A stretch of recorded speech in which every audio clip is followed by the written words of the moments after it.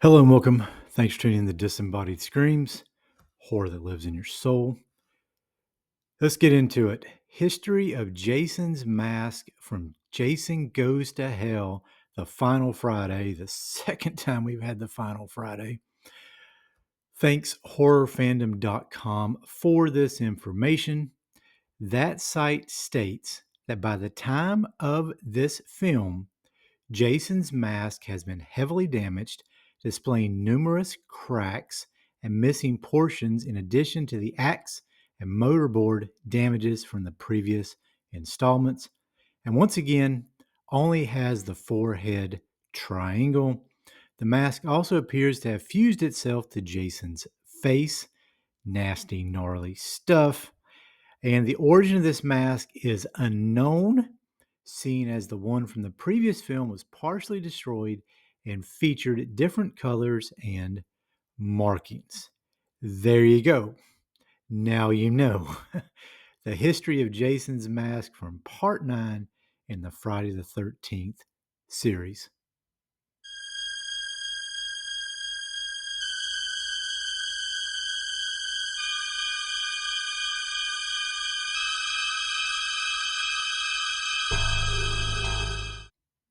And here are a few things about the movie that I want to mention before I close out the episode. I do enjoy this one, mostly. And I can find some things to like about it. As a gorehound, there is plenty of red spilled. That camping scene, I'm thinking of you. And there's even some great body horror too, like when that deputy dies and he turns into that big pile of just gooey, disgusting decay, like that. Kane Hodder is back as Jason, even if it is minimal. He's still back as Jason. That's a treat for me. K and B did the effects, and those in the horror world who know who they are, what they have done for horror, and what they continue to do for horror throughout the years. It's actually not poorly acted. Everyone does a good job in their roles. Jason looks nasty. Not my favorite Jason of the bunch. That's probably part 7. But he looks properly rotten in this one. I do wish he was in it more, and I think most fans of the series agree with that statement. Body swapping is a good idea, an interesting idea.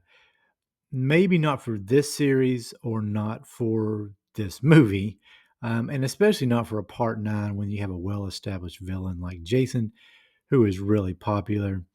It's best to do the body swapping probably at a 3, 4, 5, or 6 spot where you can still kind of recover from it as the series rolls on. Direction is good enough. The story is probably its biggest fault and its biggest downfall. They do a lot of established stuff here, or they establish a lot of stuff here that was never established before in this universe. So there's that. Um, I've heard, thank you, Dead Meat. I've given you a few plugs on this channel. Love that channel. This movie was about 2 hours long and severely cut because of it. And that is obvious when you watch it. Couple good things to close out this part of the episode. Freddy's glove makes an appearance at the end, worn by Kane Hodder. And if memory serves, Kane Hodder has worn Freddy's glove, Jason's mask, and I think he was a stunt person in one of the Texas Chainsaw Massacre movies, if I'm not mistaken. So that makes he's been 3 iconic characters, which is pretty cool. And the Necronomicon makes his appearance as well. Kind of convolutes things a little bit, but it's still kind of cool to see the Necronomicon. I think Adam Marcus said somewhere that Jason might be a Deadite. Maybe look that one up. I don't know. I heard something crazy like that, but it does bring all kinds of realms of weird timelines when you bring the Necronomicon into this one. So overall, probably a mid-tier film for me in this franchise. Don't love it. Don't hate it. Don't mind to watch it from time to time, but it's not one I seek out very often.